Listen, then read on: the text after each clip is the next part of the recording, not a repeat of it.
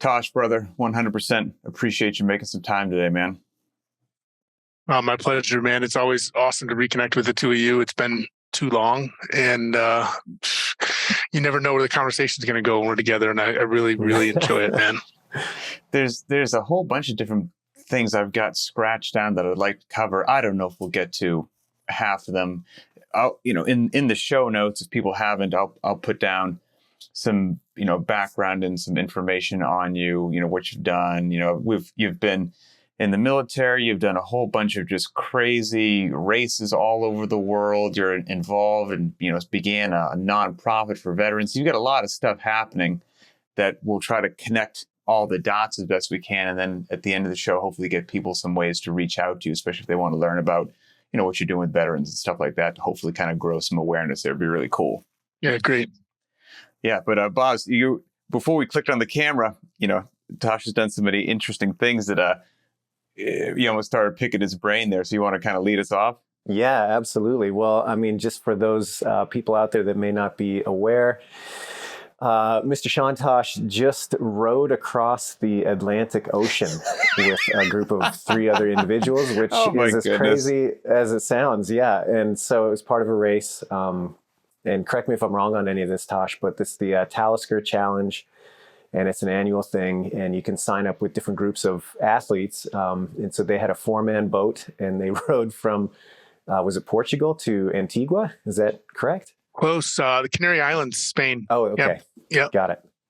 Yeah. And so part of that is, my understanding is you guys are basically on a shift of 90-minute increments where you would work, sleep, repeat for about a month, which I just can't get my head around that. I mean, can you talk us through just any of that experience that you think is useful to highlight? I mean, the whole thing just blows my mind. So the floor is yours. It blew my mind too when the team captain Brian he presented this to us and asked us to be on the team, and he was drafting people to fill out their 2-person team, and they decided to do it as a 4-person team. And he's like, mutual contacts of Chris Smith and mine gave up our names, something, do an interview, and next thing you know, like, we're going to do something really exciting. You in? I'm like, yeah, I'm always in. Like, what are we going to design? And he's like, oh, no, you've heard of this race? And I'm like, no. Oh, it's rowing across the Atlantic Ocean. I'm like, wait a minute, wait a minute. But yeah, back to the specific question. We, our standard shift routine for work rest was 2 hours of work and then 2 hours of rest. And that was nonstop for 33 and a half days. There was only a couple, maybe a total of 3 or 4 hours total where there was no rowing going on. So we always had 2 people rowing at all times. And then there was a couple times we did a 24-hour, I think we did a 12-hour or 2, and we did a 36-hour period of time where you rowed for 2 hours and you had 40 minutes off. And that would, with that cycle, it would allow 3 people to row at the same time. And when we say work rest, so put rest in quotation marks, right? Because you have team responsibilities, boat responsibilities, individual maintenance and responsibilities, all in addition to trying to get some sleep. But it was exciting. I've got so many questions. I mean, so do I. Yeah. It's like, Pat. First of all, why? I mean, first of all, I can't believe you're such an amazing individual. I've got you in my phone that if somebody presented something to me and it was like a mildly psychotic challenge, I'd be like, no, I'm not going to call Tosh. And if somebody was like, hey, we're going to row across the Atlantic Ocean, I'm like, I got the guy for you.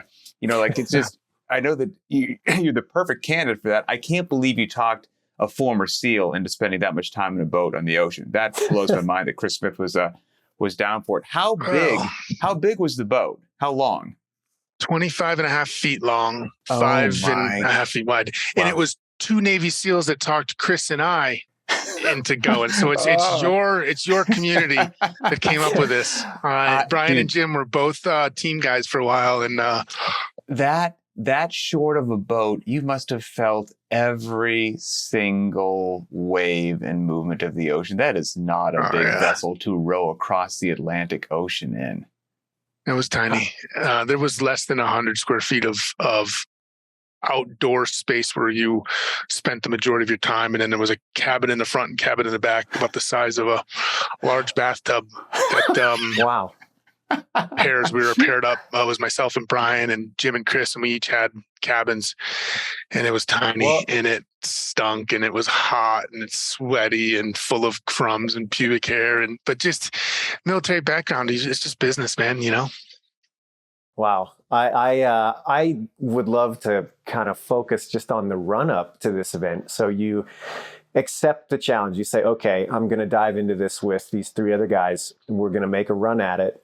And now what? I mean, you have time to train and prepare, obviously.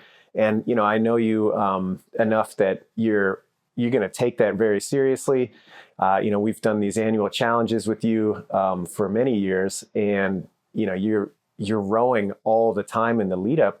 I guess my specific question is, how much of that lead up time do you feel really prepped you for it? And how much of it was just getting over the mental hurdle to know that it's okay to do something in a sustained style for like 33 days? Like I guess how much of it was the physical preparation, and how much of it was just the mental knowledge that, yeah, I've been doing this for, you know, whatever amount of time. And so the 30 days or 35 days or 40 days it's going to take, I know I can get there. Yeah, well, boss, that's a lot.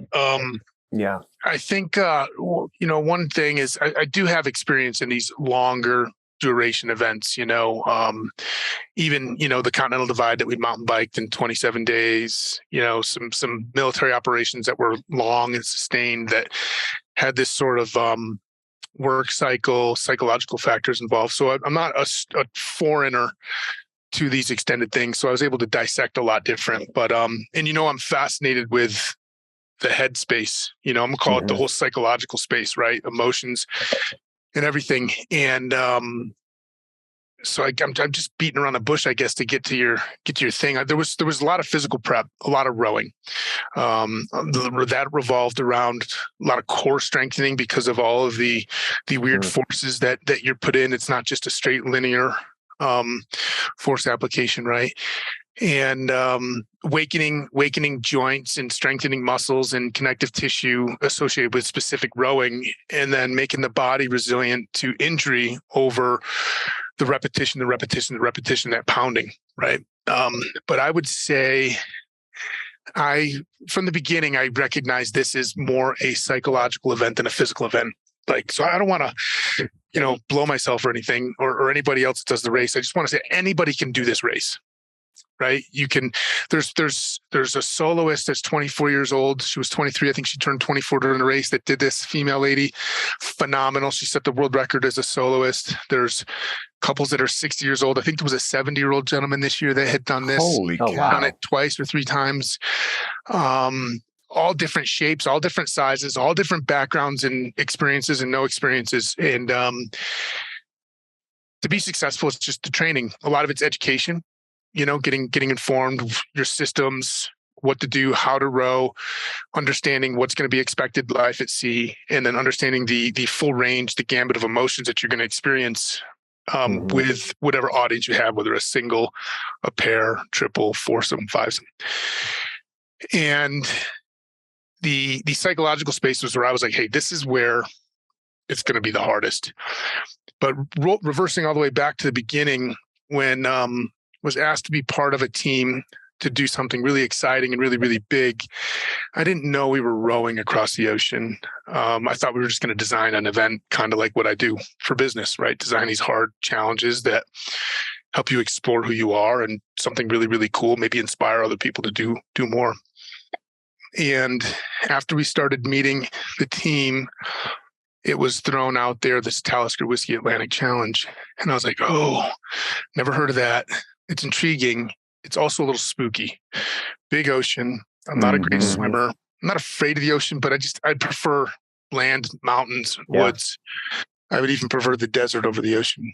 It up to that point. And I was like, okay, hey, maybe this is something I should say yes to because it is spooky, and therefore you should dive headlong into it, right? And you have an opportunity to grow a ton from experiencing those things.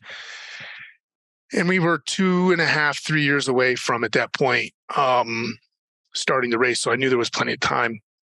And then after the team was formed to do that, we did some goal setting, some intention setting. And we originally started with, hey, let's set the world record. Why not, right? Here's 4 military dudes, have zero experience rowing in an ocean.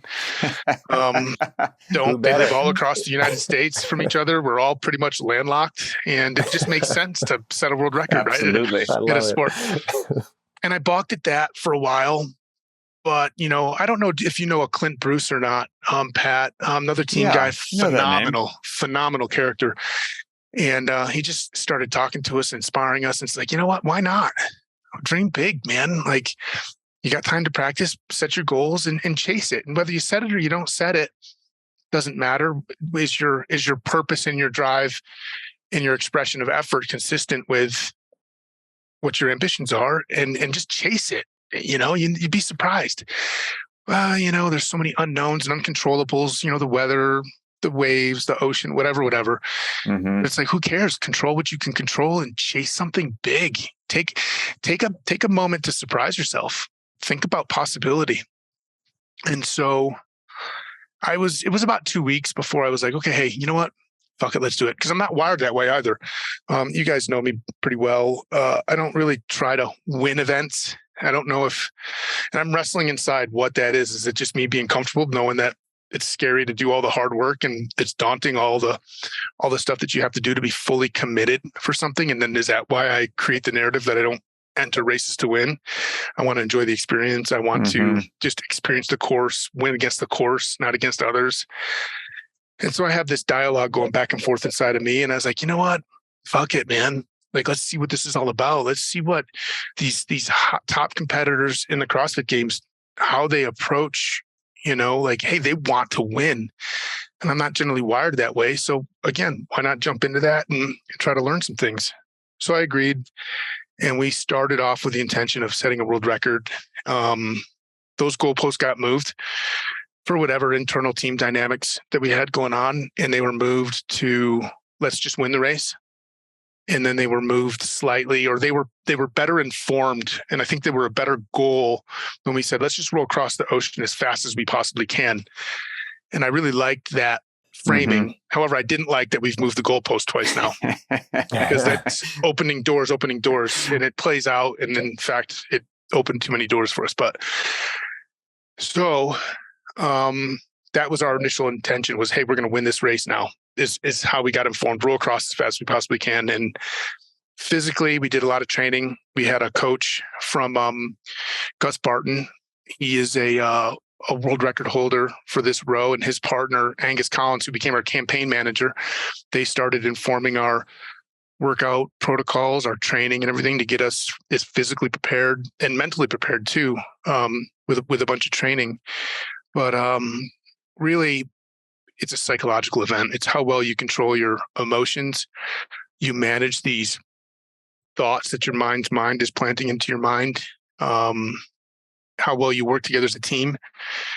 How well you respond to situations as they pop up. Which, you know what? It sounds like life to me.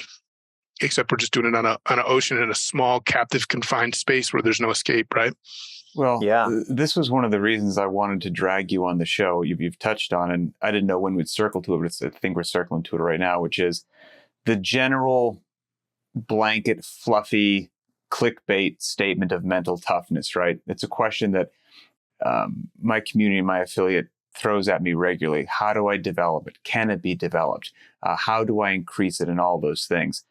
Sometimes I feel like I answer the questions well. Sometimes I feel like a babbling idiot. I'm curious to hear your take on it, because I've obviously never done what you just did, or I've never done a fraction when I look over your pedigree of races of any of that stuff.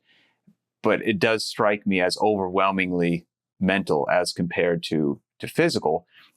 And so I think you're being humble. I think you're being kind. So I'm going to politely push back on what you said, which is, you said the race, and then you very just casually threw out, but you know what? Anyone could do that. First of all, I don't believe that. And maybe I'm going to play devil's advocate here. And you did make the nice statement of all these different people and age categories. They came in all shapes and sizes. And I buy that. I do buy that they came in all shapes and sizes physically, but I think they have a very common thread between the ears. You know, even if their physical shape is a bit different, they've got something between the ears that I just don't think the average bear has. And that's always what I'm trying to struggle with to answer is, are some people, do they just got it? And they got it and they got it and the others don't? I mean, I remember, you know, back in training, you'd have whatever, the D1 athlete with the 8-pack abdominals, and it looks like a Greek god poster, quit on day 2. And then the little guy with the 10-pound beer belly that nobody gave a second thought to standing there on graduation day because he's so mentally tough, you'd have to kill him before he quits. That's just who they were. You know, and I don't know, can that be developed, or do tough people just show up and do tough things? Or have you figured out in all of your different experiences and people seeking these things to you, and as much time and thought and effort as you've put into the psychological side, what happens? What's your take on mental toughness, have it or don't? Or is there a 10-step process to you're now rock solid between the ears? Mm-hmm. Yeah. Well, let's go back to a conversation about leadership, right? Are there natural born leaders or leaders developed? And there was a lot of theory a while back originating that there was natural born leadership, that people just were predisposed with certain things and they were natural born leaders. And then more theories came along that it was developed and it was about experiences and shaping and mentorship and this and that. And there's a whole gambit of different theories in between. And largely where the community focused on leadership arrives is that it's both. All of us have predispositions towards being able to thrive in leadership scenarios and situations, right? It's our personalities, it's in our DNA. Now, whether that DNA has an opportunity to express itself and then be developed is situationally dependent, right? Like you could have somebody that's a natural born leader, but never have been in a situation to lead. Mm-hmm. They're not going to develop leadership. Therefore, they're not going to be able to express it at higher degrees. We don't need to play that conversation out. I think it's succinctly parallel with what you're talking about mental toughness. I think we all have the capacity at some levels inside of us based on our genetic composition. And it's the experiences that we accumulate throughout our years of life and then how we process those experiences, whether for growth or for regression, that makes us tougher and tougher and tougher. Some of the things that I've found that people who we call more resilient or gritty or mentally tough or strong value sets, they spend a lot of time developing strong value sets, to use business speak, like non-negotiables inside their core, right? And then they're also trained and they've developed an ability to intention set, right? So if you have a strong value set and you set your intentions before an endeavor, you can find purpose and drive. And then you have a tendency then to be more resilient or more mentally tough at an endeavor that you choose to do. But if somebody's only half-heartedly into something, you've already cast them to have a degree of unsuccessful potential because they're not all in. Mm-hmm. And so what I think on this race, the individuals that I got to know and experience on the race, not only in our team, but across the whole fleet, they were value-driven to a large degree, but they all had purpose. They all wanted to be in that rowboat to chase something. Don't know what it was. Mm-hmm. Escaped from something, chase a goal, experience whatever it was, but they were committed to it. And I think a degree of commitment will lend you to whether or not you're mentally tough. And then repeating pattern allows you to then nurture that toughness to higher and higher degrees. I think you're on to something there because, we just finished the CrossFit Open as we record this. It just closed out. And, whether you did it or not is irrelevant to the conversation for this example I'm going to get. But let's say that you did. In my mind, there are plenty of people who potentially could have finished well ahead of you on the leaderboard. So their fitness is far superior based upon the test, their work capacity. And then I would think the overwhelming majority would quit 72 hours into a 33-day race because there is more to it than your squat, your dead, your 400-meter run time under ideal conditions when you slept in your own bed and you got everything your way. And all of a sudden, when it's lightning and thunder, and you're tired and you're cranky and nobody wants to be there. And my skin is rubbed raw in this place. It's never been rubbed raw before. I don't want to be here anymore. And if most people's family is not being held hostage and it's very easy to walk away and quit, it's very easy to walk away and quit. And then there are some unique individuals that their family's not on the line and they're in absolute hell and misery. And they go, I'm just going to be here till the end. I don't care. And that's a powerful characteristic to have. That's, in my mind, more valuable than your squat or your deadlift in a lot of occasions. And that's what I'm always trying to wrap my mind around, as to whether is it just gradually exposing yourself to getting outside your comfort zone and gradually putting yourself in an environment that is uncomfortable and it is a challenge, but you're not biting off so much more than you can chew the first time that you're setting yourself up for failure. It's just a little bit out of reach. Try it. Then whatever becomes now your new norm, reach a little bit more and start to learn about yourself. And is that kind of a crawl, walk, run approach? Am I oversimplifying, or think that that's kind of onto something? No, I'm a big oversimplified guy. I think we tend to try to create complexity to be unique and, couture. And it's all about reduction and simple. And the simple things done repetitively builds habit. And I love the incremental approach. But I do want to push back on something that you said. You said, talking about, there's some unique individuals, they get themselves and they're in bad weather, the lightning and everything else like that. And they're just like, I don't care. And I'm just here and I'm going to do it. Right. I challenge that they don't care. I think they do care. They just don't care what most people care about. And they've learned the ability to care about something else. They're caring about what they have right in here. And they care so much about this that they're not thinking about caring about these other things. Right.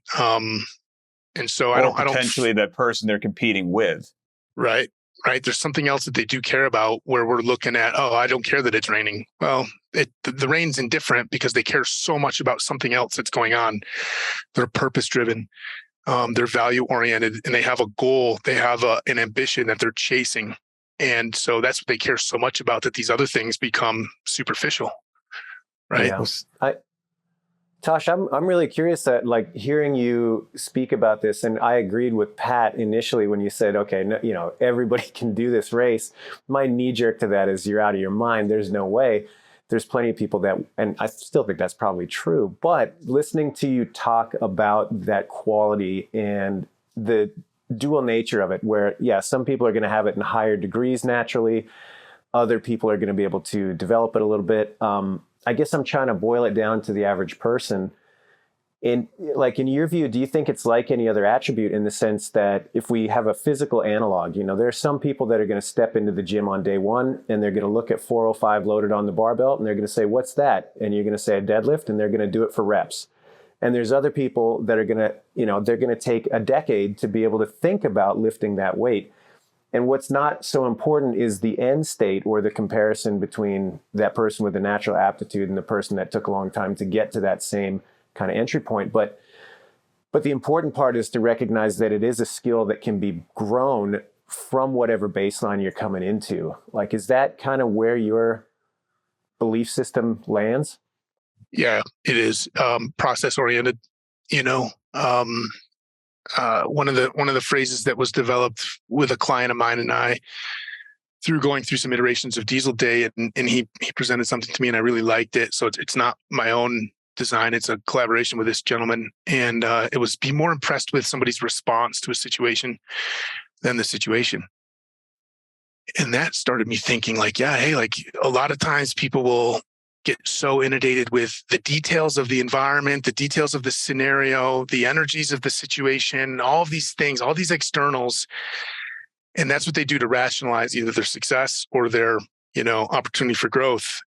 And don't be impressed when somebody starts to paint the whole, we do that, right? We want to be very descriptive to set the stage, but that's just stage setting. And where I focus in on is, well, what was your response given those things?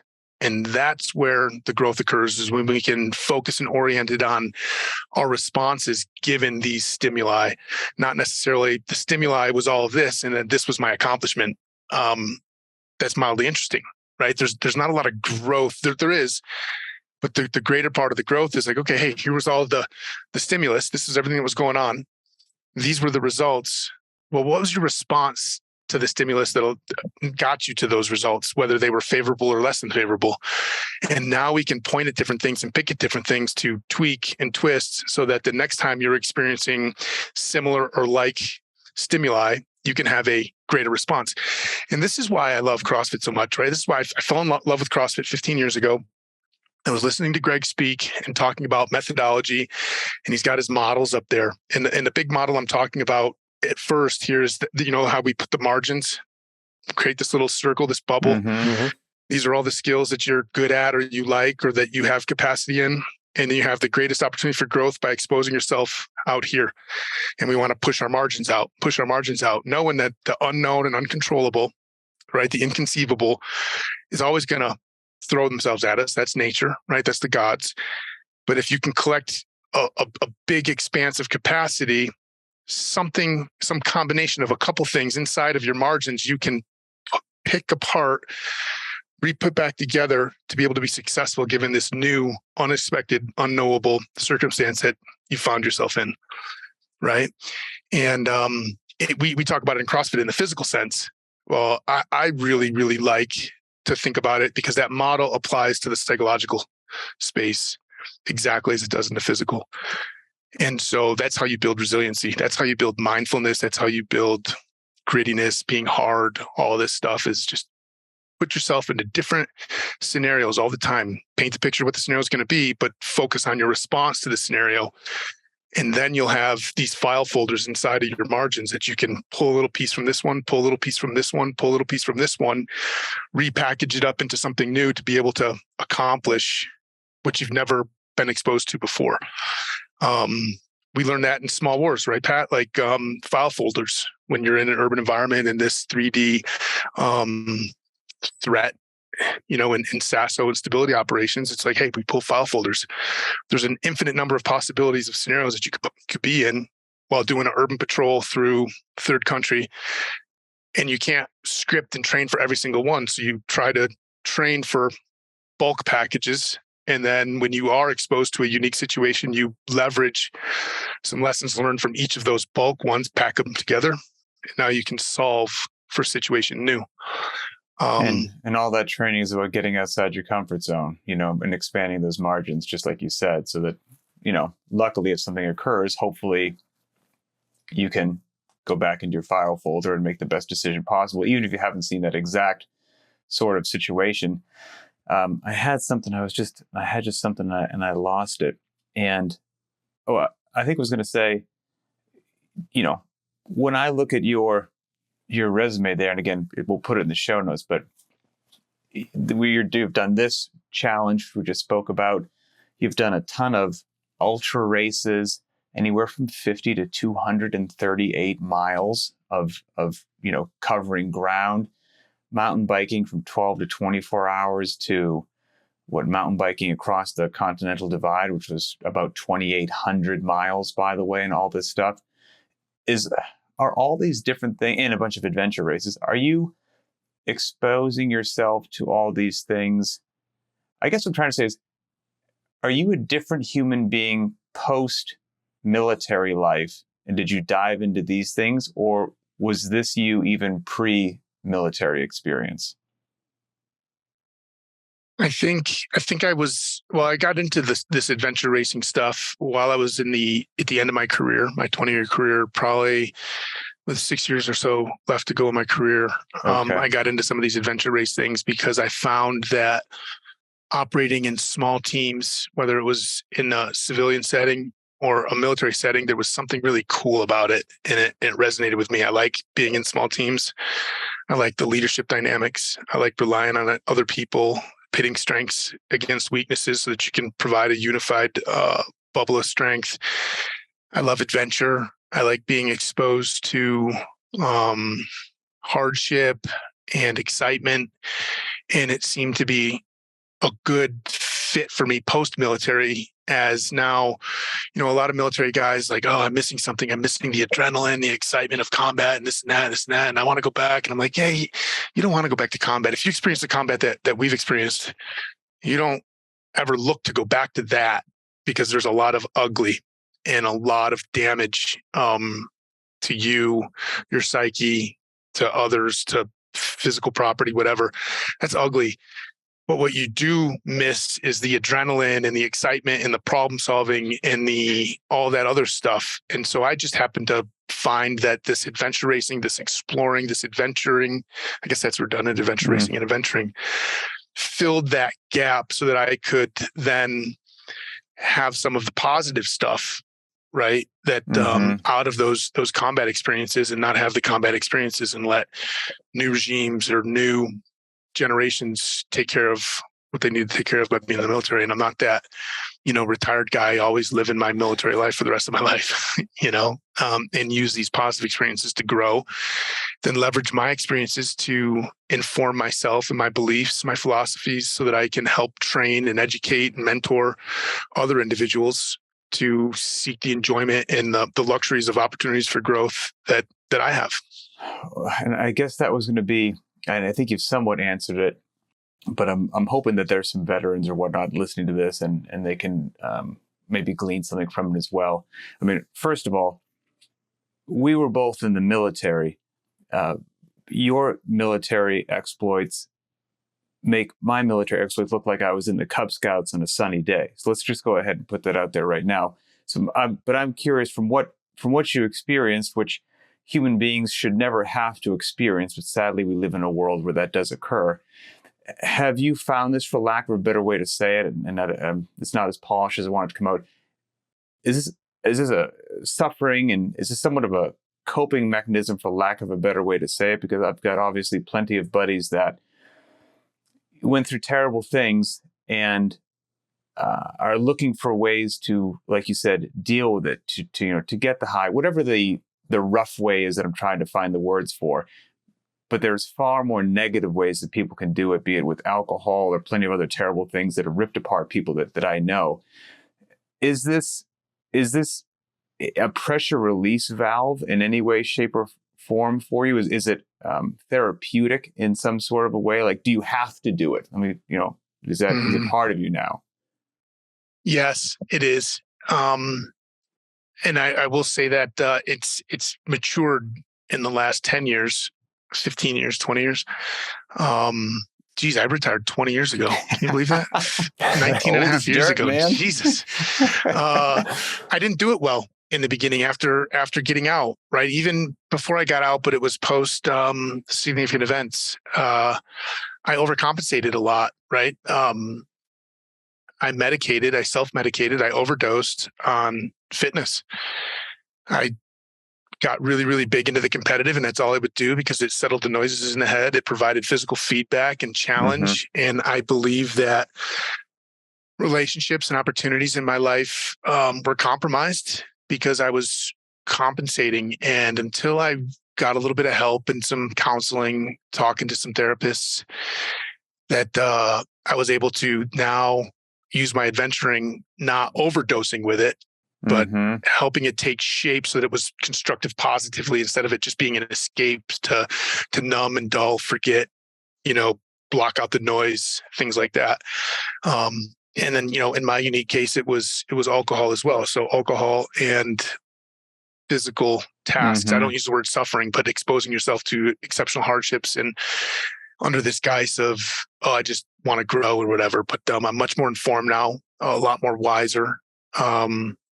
But yes, it is still a form of therapy, but the therapeutic piece of it for me is much smaller now and controlled and at the appropriate dosage.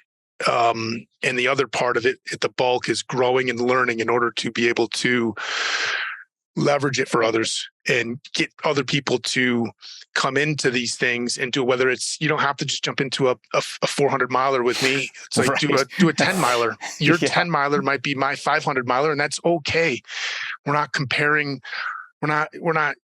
rulers, right? Your ruler, I use this all the time, is unique to you, and it's graduated in some sort of incrementation that's unique to you, and mine is to me. And it's, where are you putting yourself on your ruler? If I'm at an 11 and you're at a 16, who cares what's higher or lower? Doesn't matter, but is it as close as possible to your threshold? And that's what's exciting for me. and helping people eliminate these psychological barriers and obstacles that they impose upon themselves, thinking, oh, I can't do it, or, oh, that's too hard, or that's not my style, or I don't have the skill, or I don't have the capacity, because you do. And that's why I'm still committed to saying anybody, if they want to, can row across the Atlantic Ocean. There's some prohibitive things, right? Like there's some certain sort of physicality involved, like health. But we're constantly being inspired by people with, oh, hey, one arm and they still can do it, or you know, they don't have vision and they can still do it, or they have these other ailments, or cost is another prohibitor. Generally speaking, in concept, anybody can do it. If resources weren't a limiting addition, you can do this. You can do this row. You can do anything that I do. Maybe you can't do it tomorrow. Maybe it's three weeks for you. Maybe it's 3 years for you. Maybe it's 10 years for you. It doesn't matter, but you can do it with systematic approach, patience, the incrementalization that you talked about, these values in having purpose and drive to want to do it. Right? I think a lot of people are also scared to bite off something big because they're scared to fail, you know, and that's become such a stigma. Whereas it's just, I don't want to put words in your mouth. With all the crazy stuff that you've done, I would think potentially you've fallen short of your goals a couple of times, and I would assume that those were learning experience and not just catastrophic failures that forever derailed your journey. No, I've certainly fell short of my goals. And again, it's not some hokey reframing of, oh, well, they weren't failures, they were opportunities for growth. I truly believe that they were opportunities for growth, and they were falling short of a goal. They can both coexist without competing with each other. But every race, it's funny, I just made a post this morning because I woke up and my iPhone was listening to me or something and threw a picture from 2017. And thinking about that God Zone adventure race. And it's like, yeah, hey, I had these expectations. I wrestle with expectation management. I struggle with it. I'm learning to build my expectations in better ways. And I left that race with my expectations for what the experience was going to be a lot lower. And I was like, damn, but that didn't make the race or the adventure so freaking magnificently rewarding for all these other things that I never even thought to inform myself to expect. And so, yes, there was falling short of the goal set that I wanted. There was a lot of opportunities for growth, but I was also given in spades all of these other things that I never thought I was going to receive. And just keeping your filter wide open to receive all of that, and knowing that I'm not going to put a judgment that they're good or bad. I'm going to just say, hey, bring it all in. Let's process it, and then use that to configure a new way to move forward. And so, yeah, I've come short. I've fallen way short of in a lot of things. But I don't look at it as like, oh, now I'm worthless. It's not attached to my sense of worth. It's not also attached to who I want to be in the future. In fact, it's the exact opposite. It helps me say, okay, hey, cool. Let's learn from these things. Let's grow from these things. Let's receive these things in great ways and in different lights in order to be bigger and better the next time, or to keep spiriting me forward. We should never put failure to achieve a goal or an intention or an ambition. It should absolutely be 100% insulated from your feeling of self-worth. It should absolutely be insulated. And I think that's a lot of what's wrong with people today, and just trying to correct that narrative that's in people's heads that, oh, well, I failed, so my sense of self-worth now is diminished. And it doesn't mean you can't have a couple bad days and be either embarrassed or whatever. That's okay. That all can live together as well. But let's grow through it, because it doesn't define that you're worthless. In fact, the opposite. Well, I was going to say, the crazy thing is, it certainly shouldn't diminish your self-worth. Even a failure or however you want to phrase it, it should almost do the opposite and propel your self-worth. Because truth be told, at least you stepped into the arena. Like, you had the courage to do it, where most people just stayed on the sideline and, talked trash or threw some hate at somebody. Like, you did it. You let your guard down, and you're like, for better or for worse, success or falling short, I'm in. That in and of itself is a huge victory, regardless of the outcome. Because I think just far too many people sit on the sidelines and just watch the challenges just pass them by. Yeah, well, and that's okay too. I'm sorry, Boz. I'm sorry. Go ahead. No, that's okay. I was going to say, my armchair assessment of this, and take that for what it's worth, is that I would bet there's a ton of people out there that even just that phrase that you said, okay, you have to kind of remove yourself from your self-worth and the outcome. So win, lose, draw, whatever, self-worth is not tied to that. Even that concept, I think, is probably very foreign to a lot of people. Like, they just haven't even considered that you can divorce those processes. I know that that's something that, for me, it took me a long time to figure out when I was younger. You know what I mean? So I maybe I'm just projecting that out, but I wonder how many people haven't even thought that that's possible, that you can separate those two concepts if you go into it with that mentality that there's more to be learned here than just final placement or final goal achievement or falling short. Like, that's do you see that a lot, I guess, is what I'm asking? Like, when people come to your diesel days, is that something that is a theme where, like, they're kind of hit over the head with this, like, holy, I can even, the fact that I can even do that is like a big step. Yeah, I see it all the time in everything I do, whether it's the veteran space with healing veterans, whether it's the diesel days in the private business of trying to explore possibility with people and remove barriers. And I think there's an unintended consequence in society when we celebrate success. And it helps build you up because it feels good, and it feels like it adds to your self-worth. I accomplished it. So I got first place. Boom, boom, boom. My self-worth went up. And we don't really attack that too much. It may make you feel better about yourself, this or that, but like my worth is no greater, no less than the worth of any other human being, right? I believe these things. Hey, I've got this accomplishment. Cool. It doesn't make me any better or worse than anybody else. And so the unintended consequence of always celebrating and applauding, giving trophies to first place, and then if that's existing on the one, it's the yin and the yang. It has to exist on the other, whether it's intended or not, whether it's obvious or not, or we're even conscious about it. When you don't achieve the number one, that it has the opposite effect, right? It's the nature is complete with the opposites. And so even though we're well intended with this, the opposite is happening too, whether we're aware of it or not. And separating the sport of competition and the beauty of competition and what competition allows human beings for the social capacities and the impacts and the training and the learning. And it's like competition is wonderful and beautiful. Sport is wonderful, but it's when we confuse it or we conflate it with all of these other things that it tends to pull away, right? Like, CrossFit, the sport of fitness or something. You guys would speak clear on that. I might be ruining that phrase.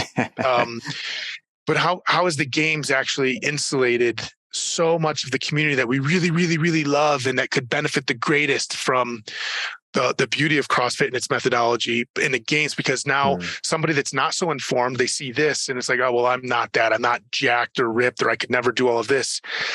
Well, the sport of fitness isn't for you then, but the methodology is exactly what you need, right? To achieve what's in tune with what you want to achieve.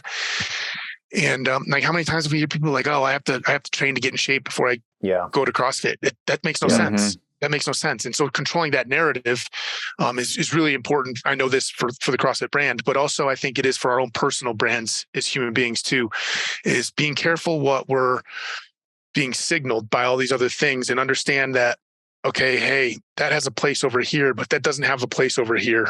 And making sure that we're aware of that, and we learn to disconnect some of the neurological pathways that were created in our head and some of these emotional things that we have inside of us as we attach to these stimuli, and it's just, I don't know where I was going with that, but it sounded pretty profound in the moment. Yeah. Well, hey, to kind of listening check on some of that and to reduce it, as you said earlier, kind of a fan of keeping things simple. And I think there's a ton of utility in that. In the words of DMX, if you're going to believe them when they tell you that you're great, you're going to have to believe them when they tell you that you suck. Right. Yeah. you can't have one without the other. So I think what I'm really learning from this conversation is what you said earlier about, hey, it's so important to kind of know what you're about. And if you don't know what you're about, trying to figure that out, because if you know that, then win, lose, or draw, you can at least be open to the experience and what the experience is going to teach you, instead of getting so fixated on, hey, what was the absolute outcome? But without having that kind of foundation of like, okay, this is what I'm about, seems like that's going to be pretty hard to do. You're going to be seduced by outcome at that point. Mm-hmm. And not to go off left field, but kind of go back when we said like, hey, there's all these people sitting on the porch and they're just watching challenges go by. Hey, that's okay too. Maybe that's right for that person, you know, and there's no judgment there. I get frustrated when I see, like, I'm tuning my senses towards judgment, trying to remove phrases and thoughts of judgment from who I am. And it's to teach their own, you know, hey, if this person's satisfied doing these things and not doing these things, that's beautiful. It's when there's a dissonance between what this person's doing and what this person wants to do inside of that individual, that's what I'm not okay with. I get sad for that person to say, hey, they want so much more, but they're doing this, and that their actions, their behaviors, their thoughts are inconsistent with each other. How can we create better harmony?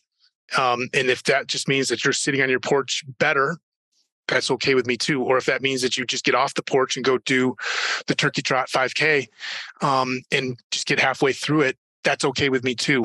And I just happen to be interested, in my expertise is over in this audience that wants to do more, wants to see challenges and adventure for growth, right? But there's no judgment or finger pointing or anything like that with the audience that doesn't. It's the audience that doesn't, but that does want to, that still doesn't.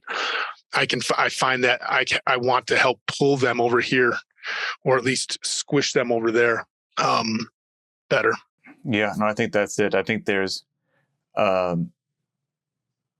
I don't know if maybe a fair amount isn't the right word to say, but I should say, maybe they're just the ones asking the questions, a fair amount of people that do seem like they want to get involved with something, but for some reason they're stuck in park and they don't get into first gear, and they're looking for what are the tools and what's that bridge to get me out of park into first gear. I'm not looking to rip down the road in fifth gear at 100 miles an hour. I just can't even seem to get into first gear. How the heck do I do that? And so I think that hopefully will help some people realize, just like you said, it's not tied to your self-worth. If you fall short of your goals, anyone who says they didn't is probably lying to you. You know, you're going to learn something from it. You'll drive forward. You'll be a better human being for it. And I'm certainly not a clinical psychologist, neither is my Canadian friend. But, you know, there was somebody we'd mentioned on a previous podcast who was a clinical psychologist, and they basically said, in relation to what you're saying also, Tosh, that the human organism, and he didn't use the word resiliency, but how you adapt and you improve or you strengthen the organism by exposing it to challenges, you know, getting you outside your comfort zone. And one of the key things was that a human being could be exposed to a challenge or an uncomfortable situation or whatnot, voluntarily or involuntarily. Involuntarily is just, heaven forbid, you find yourself in it, you've got to survive. There's some adaptation there, but then the same human being could voluntarily go into that situation and make it through. And the people who do it voluntarily seem to be even more resilient and better adapted at the end of it. So if you are chatting with human beings who have this sort of adventure or big challenge or whatever it is in front of them, and they somehow develop the tools to take that step voluntarily, that, from what I seem to understand, there is not just a small amount of benefit that's going to come from that, but a significant amount, even if the challenge doesn't seem like Mount Everest. Yeah, you could even say that the first part of that challenge is even making the decision, and it's all part of the challenge. Right. And, you know, I look at a lot of things. I always balance off of watching young adults, very young adults with their parents or teachers, educators. And it's like, let me paint this picture real quick. Like the young adult is trying to do something with their hands, and they're awkward. They haven't developed the dexterousity. You know what I'm trying to say? Yeah, that word. To do it quite yet, and they're fumbling and they're awkward, and maybe they don't do it exactly right. And there's two types of parents, or two types of mentors, coaches, educators. One that kind of sits back and knows when to touch a little bit, push a little bit, say a word, or to shut up. And they let that person fumble, knowing that the results that they get aren't going to be as perfect right? And then there's another one that it's like, well, the educator just sort of reaches in and does it for them. And that the person that reaches in and does it for them is cheating, is stealing an opportunity for that person that's in a developmental state to develop, right? Are they going to develop? Sure, a little bit at the expense of this. And it's because we put it, what's more magnificent, having it done perfect and right and wonderful, or having it done imperfect and with a little bit of room for improvement, but the lessons to be learned and then the growth adaptation that's occurred. I would say that the more magnificent product would be in the former example than the latter. And I think that's a really, really beautiful thing. It's in your guys' realm with coaching and CrossFit and what makes a phenomenal trainer.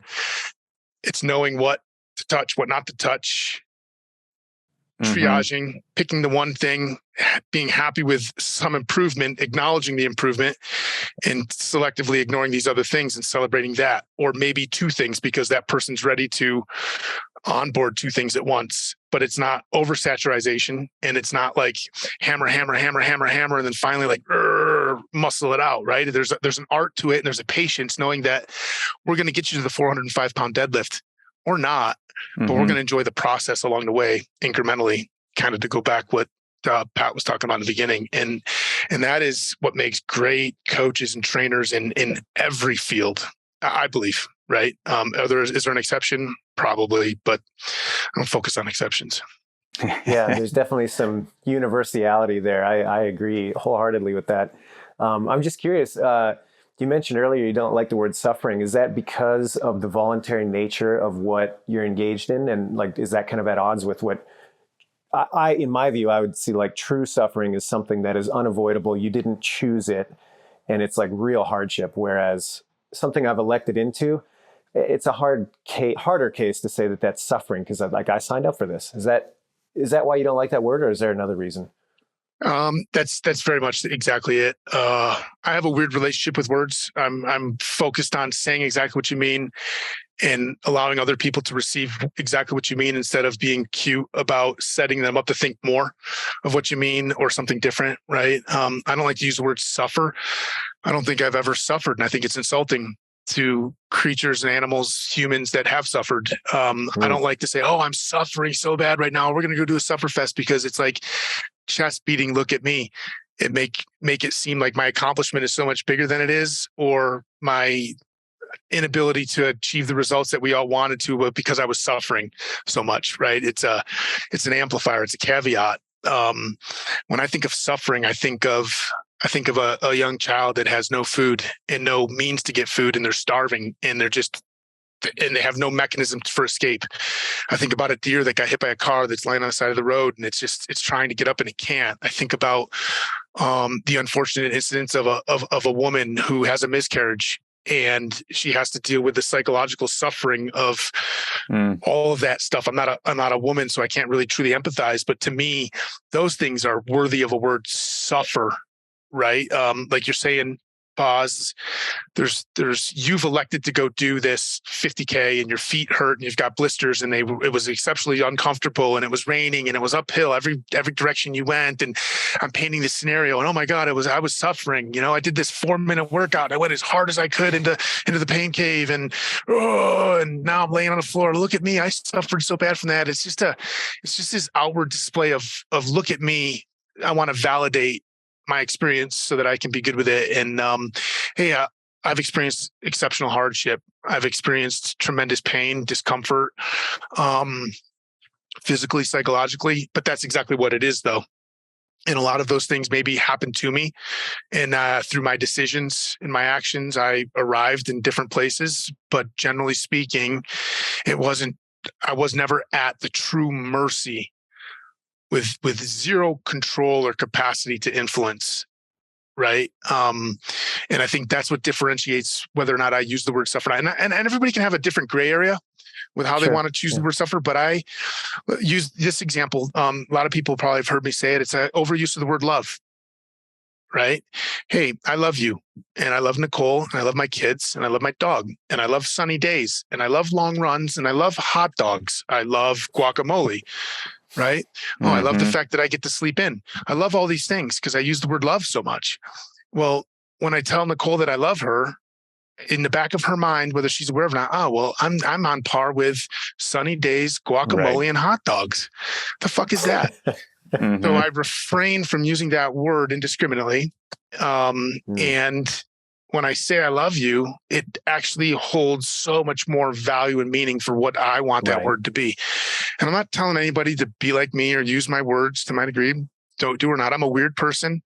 I'm hard to appreciate, I think, in the beginning, but it's that an acquired taste. Very acquired. Yeah. But that concept applies to not only using words, but also actions and intentions. And it's all about being consistent with, I really spend a lot of time thinking about, what does Tosh believe?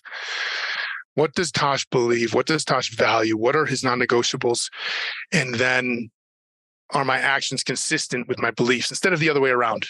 These are my actions. These are my actions. So therefore, I'm going to believe this, because then I open up the door for convenience. Oh, it's really convenient for you to believe that because that's what you do. I start at the other end. I start with this and then using that to inform my actions. I don't know if that's right or wrong. Not saying that the other way is wrong. I've found that it's created a lot more success and harmony in my life in the last 20 years, 25 years that I've really started to pay attention to that. Boz, I was curious if you've got something, or if we should maybe move on to what he's got going on with veterans and kind of expose that whole.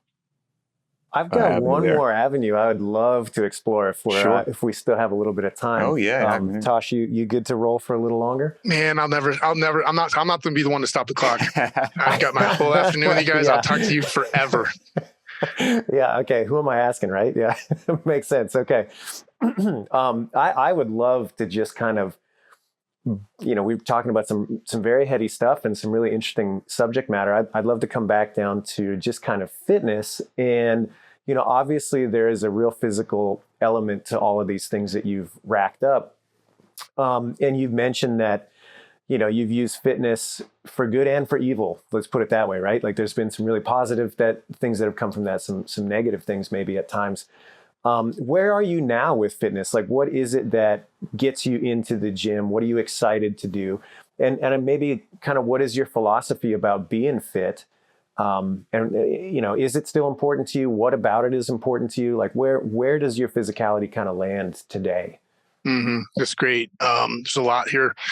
It's actually a lot of internal dialogue that I'm having now as I'm rediscovering where I want to go in the next couple of years with my life.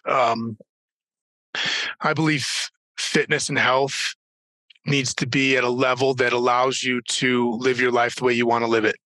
Back to the value sets, back to your dreams, your ambitions. So I want to collect capacity to be able to do these certain things.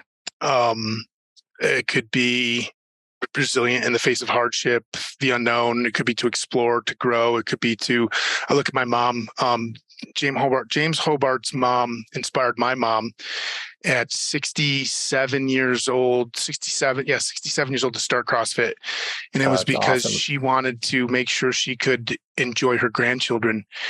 And she started CrossFit and she was really, really intimidated. And I put her in touch with probably the only trainer in her area, Tony Ronchi, who used to own Paradigm Fitness. And I said, hey, you're going to train my mom. You're the only person that I trust to do this because you're going to train her with her goals in mind, not yours. And your goals are important for her because of how you believe and understand and appreciate CrossFit and its methodology in life, health.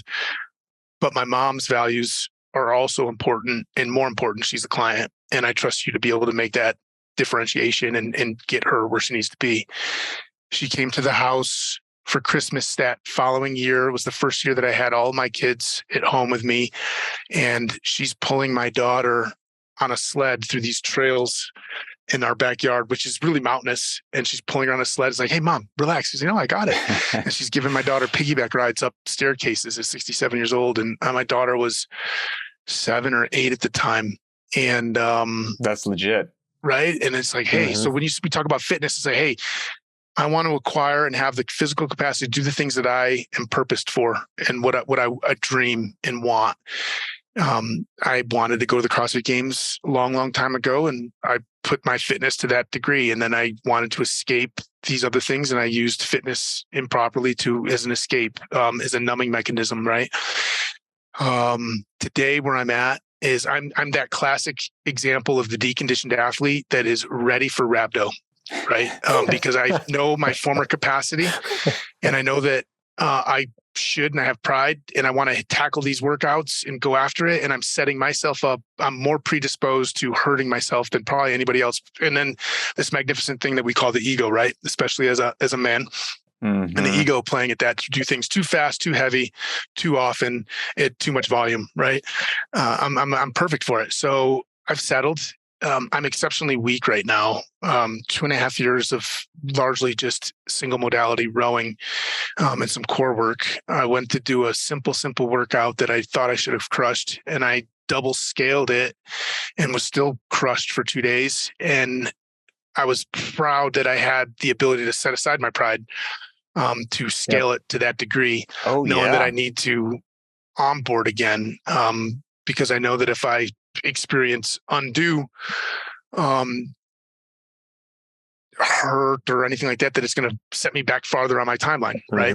And so right now I just want to get active again in doing these different movement patterns that I haven't done for almost 3 years.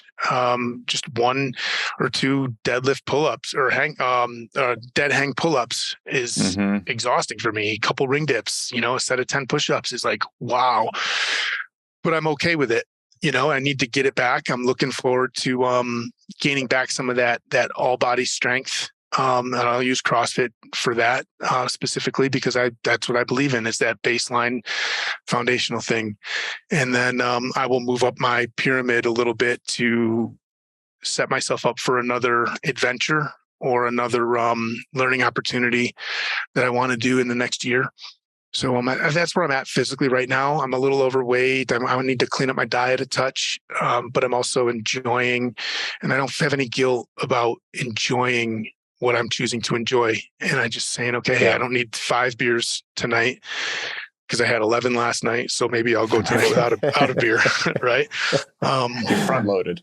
Yeah. And I'm also dealing with this concept too. And let's go back to the margins thing. And so ever since being exposed to CrossFit, that model really, really resonated with me for so many reasons. And I've spent my life now over the last 2 decades trying to grow my margins bigger, longer, harder. And I'm getting out there. And then I'm realizing that I've got these giant margins. They don't even fit in our screen. And it's good, but they come at some sort of cost, time, money, reprioritization of other things that are very important to me, that I want to get reacquainted with and strengthen those things, competing interests. And then I started thinking like, okay, so what's next, Tosh? What's next? And people are always saying, well, what's next? What's bigger than this? And I'm like, I don't know. I know there's bigger things. And I know that there are plenty of people out there that are doing bigger things, but I'm actually okay not doing anything outside of my margins now. That model is good, but it is just a model. Who's to say that I don't come back inside of my margins to these other little areas that I enjoy, and then I can actually do those things with people that I want to do them with, so taking my son, for example, I'm not going to take him out for a 200-mile run, but man, if he wants to do a 10-mile hike, like, let's go do the 10-mile hike. And I'm going to spend my time coming back into the things that I already have capacity to help other people grow outside of their capacity, and it actually intentionally set conditions to spend the time and develop the relationships that I want to develop doing these things that are inside my margins. And so that's where I'm going for the next year, is I'm going to scale back a ton of things, and I'm going to be okay and happy being inside of there. I'm not going to let anybody poke their finger at me, make me feel bad that I'm not living my life outside of my margins in order to learn and grow and develop and this and that. And I'm like, hey, because I'm actually okay with it. And then I also am having this conversation intentionally, because it's not having it out of convenience because I'm scared or I don't want to or any other reason, right? I'm making a decision given all of this input and this data to do this. It's not a function of convenience. It's by design, and there's where the consistency comes in.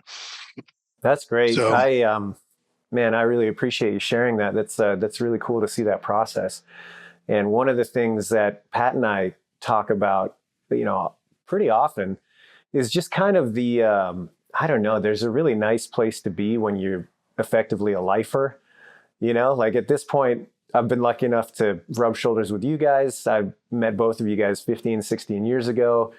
We've all been kind of engaged in this wacky lifestyle for a minute now. And what I find a lot of comfort in these days as I'm older, like I'll be straight up with you guys, I'm in the worst shape of my adult life right now, but it doesn't freak me out because I've got this huge runway behind me of habits and lifestyle. And like, I'm not in a position where it's like, well, all of that was wasted time and I'm just going to get overweight and unhealthy now. No, I might not be hard charging for this period of my life, but it doesn't bother me. It doesn't occupy that same kind of drumbeat headspace because I'm like, yeah, I know who I am and I know what I'm going to be pursuing.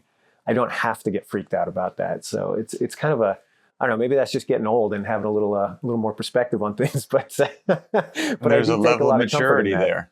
Yeah, that's and wisdom. And to your point, Tosh, it's intentional. It's not just like, oh, I'm just letting it slide. It's like, no, it's okay at this point to be doing these things in this way. So thanks for sharing, man. That's really cool to hear your process on that. And it doesn't mean that we can't go back either. It doesn't mean that we can't go back. It's being intentional about what we're doing and the whys that we're doing it that is all important.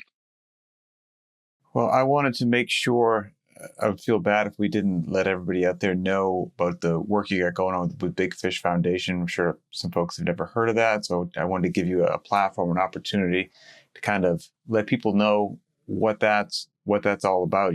As a veteran yourself, it sounds to me like you're taking some great care of other veterans and their needs, which sadly, I don't think a lot of veterans' needs are being met in a meaningful way. Or a lot of organizations that are supposedly set up to help veterans probably help the executives more than the veterans. And so it's nice to hear one set up intentionally for the right reasons and doing good work. So, what's the Big Fish Foundation all about? Yeah, it's a nonprofit I started just over 3 years ago.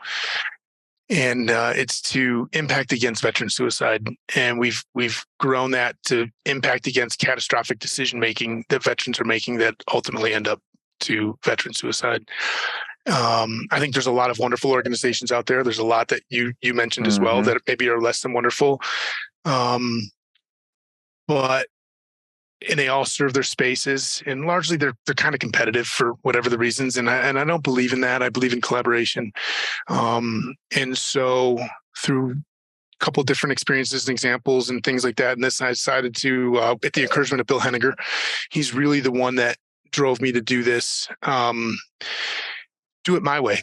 It's not that veterans' needs aren't being met. It's the organizations that they find themselves in front of that are providing services. Maybe the services that they're providing aren't fitting with the needs that they have or the ways that they receive support. And there's just some sort of incongruence there and budding. So we provide different stuff. Largely because that's the way I grew up, the way I grew up, the way I think, what I think is valuable. And we're collecting veterans that resonates with, and we provide a service to them. What are those services? I'm trying to bump highly functional or even just moderately functional veterans that are managing shit. We're non-clinical. So what do I mean by that is there's veterans that are kind of acute and there's services that are out there. And if they ever come across my path, it's like, hey, we'll never turn anybody away. It's like, hey, we're going to work with you, but we're also non-clinical and let's get you into this organization because I think this is a good fit for you. Let's not go to this one because that one's not working for you. Hey, this is what's worked for me. Maybe you're a little bit like me. Maybe you're a lot of bit like me or none at all. And we do that for the acute cases, right? But there's a lot of invisibly hurting veterans out there, and it's a lot of times it's the phone call. Hey, Tosh, did you hear that Gunner, shot himself in the head at the school playground in front of his children and his ex-wife. I'm like, what the fuck? Like, I never saw that coming. Like, that guy is a high functioning adult. He's got a wonderful life, drives a nice car, got a good job, got a family, everything. But that's what we see, but we don't know what's going on. Some of the physical damages in the brain and some of the damages that are in the heart and the soul. And so what we're trying to do is find veterans that are moving along well, but they're spending a lot of internal resources managing what they have going on inside. And we just like to bump them. We just like to give them a bump by sharing an experience, creating some community, exciting or reinvigorating a sense of purpose in them, so that we're moving things down the road, and we just keep bumping. So we're not necessarily trying to make fixes to acute cases. We want to align them with the right resources, but it's the everyday service member that got out, went through a hard transition or a good transition, is doing well in life, but they're still spending internal resources. Be okay. I want to put a little more gas in their tank for them. And so that's what we do. We create these retreats. We have mindfulness things. We have some online thought stuff to help you manage thoughts. We set people up with therapists. We take people on hunting excursions, horseback therapy. We have a partner, Shields and Stripes, that does a little bit more holistic approach with physical rehab and occupational therapy as well. So we're always onboarding these different programs too, to be part of the Big Fish community, knowing that, hey, Pat Sherwood comes in front of me and he's doing this. And it's like, okay, cool. We got this. But you know what, Pat, give this guy a call because he's doing something that might be perfect for you. And then Adrian Bosman comes in and it's like, oh, Adrian, like, okay, cool. Hey, maybe I'm exactly the fit for you, and I do things my way. And if you like it the way I do it, that's good. If you don't, we have a conversation and I find somebody that might have more harmony with the way that you would have it. And we're just creating a community and providing that non-clinical support for veterans, and we're growing. We decided to we just made the decision a couple months ago to turn this from a passion project, a nonprofit passion project, into a business entity, and treat it as a business because it is growing. And as it continues to grow, I want to continue to be able to provide services and support. So we have to change a little bit. Otherwise, it's just me affecting 20 to 50 people a year, where I think we're going to be a little over 1,000 in this year. Oh, wow. And so just really trying to do that. There's some new stuff. We're getting into some of these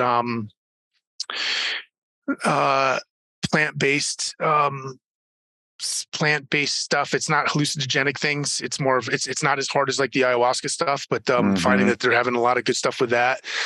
We're doing, I'm getting ready to test out this hyperbaric treatment that we want to try to get some veterans into. So going to go experience that and see what the benefits are, and just try to support these smaller programs that are passion projects that don't have either a budget or a network to be able to find people that need it. Right? Like, you've never heard of organization A, B, and C, but they're phenomenal organizations. And we're sort of like this vetting process for that. It's okay. I was talking with Bill. It's like almost like a Netflix, it's like, okay, cool. Yeah. I'm going to get on Netflix, I'm going to get on Big Fish, and I'm going to that's really cool to me. Well, if Big Fish is saying that they're partners with it, it must be sort of vetted. Right. And then I'll contact Tosh or the Big Fish organization, and we'll get you in there. We'll support you. And what I'm really excited to talk about, sorry if I'm going off, I'm really passionate about this, is up to this date, we've been focused solely on the veteran. And we're going to start opening up programs that are for veterans and significant others or immediate family members. That's a great idea. Because you take a veteran outside of their environment. Now you have them and you're working with them. And the signals and the noises are largely insulated from them, and you start to affect some change. But then you put them right back in the environment, and those signals and noises, and there's not a support structure that's immediately there, right? And then the struggles start to happen. So what if we bring somebody in and we do it together, so that when they go back, they have that other person that's intimate in their life. And I'm not talking about like a sexual intimacy. I'm just like a friendship and a value, a love intimacy in that regard. And then you guys go back out there. Now you have an increased common understanding of each other, and then who you are as a pair. And now you weather the noises and the signals together. And so I'm really excited about this program. It's a lot like the buddy concept, going through boot camp or buds, right? Like, okay, hey, if you go, you get to go with your buddy, because we know your success rate probably going to be better because you have that support structure to lean on. And having a support structure to lean on doesn't make you less resilient, or doesn't give me the opportunity to identify who you are exactly. In fact, does the opposite. It allows me to see so much more about you and your interaction with somebody else, because we know that I'm a relationship-based leadership mentor, and we know that relationships, I think, are 10 to 1. So it's the same thing that I think mind is to body. The strength of relationships is so much, there's so much power there. And if we can invite a relationship into a hardship opportunity, we've just increased our odds exponentially of being successful given a hardship endeavor. Well, also giving the spouse or significant other some sort of an insight as to what's going on, and potentially some tools to assist that person along the way. I mean, that makes all the sense in the world. And vice versa. And giving that service member an insight to what the spouse or partner or companion or whatever it is, right? Whoever that other individual is, just son or daughter or mother,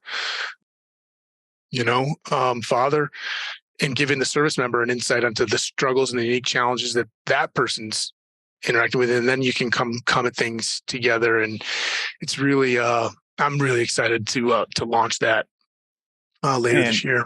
Okay, later this year. That's when you think? Yeah, some other programs that we're getting ready. We're developing right now for that. But we have a bunch of programs. I like to communicate too. Is I get frustrated when I donate $1 to an organization and I find out that only 47 cents is going to serving the audience that mission is for. So we've really prided ourselves on, we're upwards of 90. We were 96 cents. We were 95 cents, 96 cents on $1 for the first 2 years. This year, our 990 is coming back. We should be around 93, 94 cents. And that is an exceptionally high standard in a nonprofit world. And so realistically, I have to lower that number a little bit, but I've set a goal this year to be at 90 cents on $1 for 2023. And that lets you know that for every $1 you're spending, 90 cents of that is going to making a difference, making an impact, instead of overhead and admin and fundraising. Right. Yeah. So I'm sure that the overwhelming, if you're looking to grow the amount of people that you can reach and touch, your expenses are going to grow. It is what it is. You need more resources to touch more people. That makes sense. And so, I think that's exactly where that money will go. And I don't think the next time we cross paths that you'll pick me up in a Bentley. I don't think that's I don't think that's what's going to occur. I'm not worried about that in any way, shape, or form. Well, if we've got people out there that this message is either resonating with them directly, or they have somebody in their lives that they're like, wow, that sounds exactly like something that my friend could get involved in. What's the best way for people to find out more about you, more about Big Fish Foundation, or anything that you offer? Yeah, just go straight to the website, www.bigfishfoundation.org. And then we have an Instagram account, bigfish_foundation. And that's where we push some information out. We're getting better now. We were growing, we're learning. We have our website's going to be revamped and retooled. I'm told by the end of April, it'll be even better and communicate what we're doing in programs and offerings. So I'm just patient with us as we evolve our website, and we get better at sharing our story, because largely this was just 1-2 degrees of separation contact with people. And I'm finding that now it's growing, these degrees of separation about how people find Big Fish Foundation and the audiences that we're actually able to support is growing. So we need to be a little bit clearer, and then share the information in different ways than just kind of words of mouth and through the Good Buddy Network. But it was really important for me in the beginning to proof of concept it first. And, that's where Bill came in.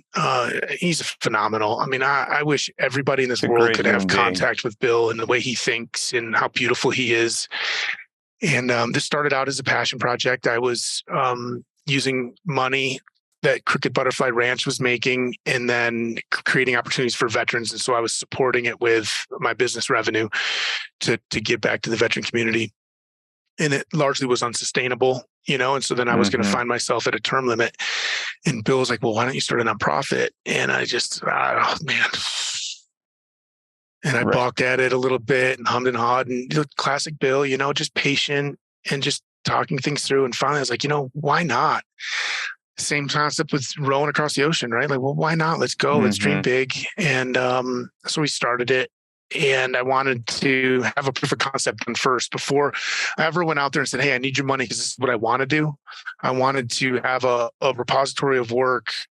Hey, this is what we've done. This is what we're doing. If it's interested in you, we could use your money to continue to support these projects and programs and more.